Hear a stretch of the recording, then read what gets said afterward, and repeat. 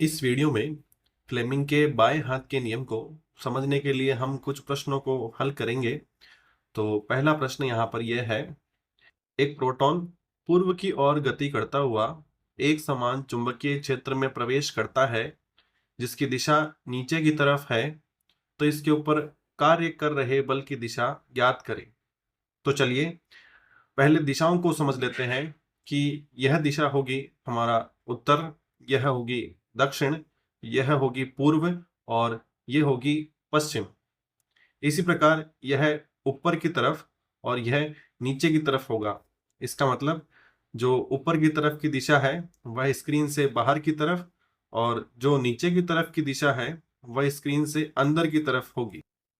और बल की दिशा निकालने के लिए हम फ्लेमिंग के बाएं हाथ के नियम का उपयोग करेंगे, जिसके अनुसार यदि हम अपने बाएं हाथ की इन तीन अंगुलियों को परस्पर लंबवत रखते हैं, जैसा कि आप देख सकते हैं ये तीनों यहाँ पर लंबवत हैं, तब क्या होगा, ये उंगलियों की जो दिशा है यह हमारे बल, चुंबकीय क्षेत्र और धारा की दिशा को दर्शाएंगी।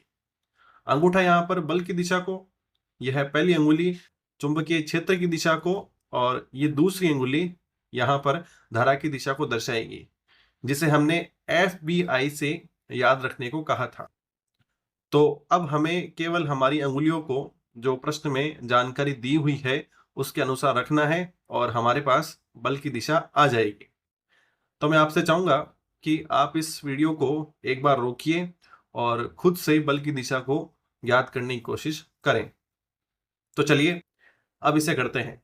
तो देखिए प्रोटॉन यहाँ पर पूर्व की तरफ गति कर रहा है, और प्रोटॉन जो कि एक धनात्मक आवेशित कण होता है, तो यदि यह पूर्व की तरफ गति कर रहा है तो धारा की दिशा भी पूर्व की तरफ होगी। ठीक है, FBI ये जो अंगुली है यह पूर्व की तरफ होगी, और यह एक समान चुंबकीय बल जिसकी दिशा नीचे की तरफ है, तो यहाँ पर यह जो अंगुली है इसकी दिशा नीचे की तरफ होगी। तो आप यहाँ देखिए धारा की दिशा पूर्व की तरफ है और चुंबकीय क्षेत्र जो है ये नीचे की तरफ है, तो बल की दिशा अंगूठे की दिशा में होगी, यानी उत्तर की दिशा में होगा। ठीक है, तो चलिए अब एक प्रश्न और करते हैं। एक इलेक्ट्रॉन जो ऊर्ध्वाधर ऊपर की ओर गति करता हुआ एक समान चुंबकीय क्षेत्र के द्वारा दक्षिण दिशा में विचलित हो जाता है, तो चुंबकीय क्षेत्र की दिशा ज्ञात करें।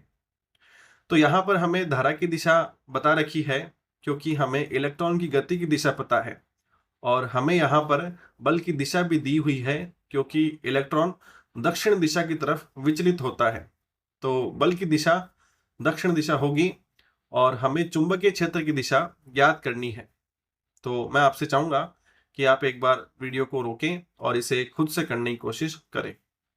तो चलिए अब हम अपने बाएं हाथ को लेकर आते हैं और इन तीन अंगुलियों को वापस FBI की दिशा में लगाते हैं। तो चलिए, इलेक्ट्रॉन ऊपर की तरफ गति कर रहा है। अब हमें यह पता है कि इलेक्ट्रॉन एक ऋणात्मक आवेशित कण है, तो यदि ये ऊपर की तरफ गति कर रहा हो तो धारा की दिशा इसके विपरीत होगी, यानी धारा की दिशा नीचे की तरफ होगी। तो यहाँ पर महत्वपूर्ण बात यही है क्योंकि हमें हमेशा ऋणात्मक आवेशित कणों पर सावधानी रखनी चाहिए। तो इसका मतलब ये हुआ कि धारा की दिशा नीचे की तरफ है, यानी FBI में यह दूसरी अंगुली नीचे की तरफ होगी और यह दक्षिण की तरफ विचलित हो जाता है, यानी हमें बल की दिशा दक्षिण में दी हुई है, यानी इस तरफ। तो हमें अंगूठे को इस तरफ करना होगा। तो अब यहाँ पर देखिए धारा की दिशा नीचे की तरफ है और बल की दिशा दक्षिण की तरफ है। तो अब यह पहली अंगुली जो है ये चुंबकीय क्षेत्र की दिशा को बताएगी। इसका मतलब चुंबकीय क्षेत्र की दिशा पूर्व की तरफ है। अब देखिए यह तकनीकी रूप से हम बात करें तो चुंबकीय क्षेत्र की दिशा पूर्व की तरफ ही हो ऐसा आवश्यक नहीं है। हालांकि पूर्व भी एक सही उत्तर है, लेकिन यहाँ पर और भी सही उत्तर हो सकते हैं, क्योंकि हमने पहले की वीडियो में यह पढ़ा है कि फ्लेमिंग के बाएं हाथ के नियम में यदि चुंबकीय क्षेत्र और धारा की दिशा आपस में 90 डिग्री के कोण पर नहीं हो, या इनके बीच में ऐसा बोल सकते हैं कि कोई और कोण हो, तो भी बल की दिशा समान ही रहेगी। इसका मतलब इस प्रश्न में यदि चुंबकीय क्षेत्र ठीक पूर्व में नहीं होकर पूर्व दिशा से इस प्रकार से कुछ कोण बना रहा होता, तो भी इलेक्ट्रॉन पर बल की दिशा दक्षिण में ही होती और यह दक्षिण में ही विचलित हो रहा होता। तो चुंबकीय क्षेत्र की दिशा यह भी हो सकती थी, यानी पूर्व और दक्षिण से कुछ कोण बनाते हुए। यह भी हो सकती थी, यह इस प्रकार भी हो सकता था। तो तकनीकी रूप से सही उत्तर की बात करें तो चुंबकीय क्षेत्र नीचे की तरफ और पूर्व दिशा के मध्य किसी भी कोण पर हो सकता है।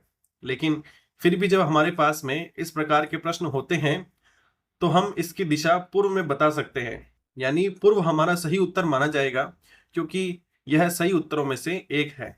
तो इस वीडियो में हमने क्या देखा, जब भी हमारे पास चुंबकीय क्षेत्र और गति करते हुए आवेश या धारा के ऊपर प्रश्न हो तो हम फ्लेमिंग के बाएं हाथ के नियम का उपयोग कर सकते हैं, यानी FBI, फोर्स, मैग्नेटिक फील्ड और करंट का उपयोग करते हैं।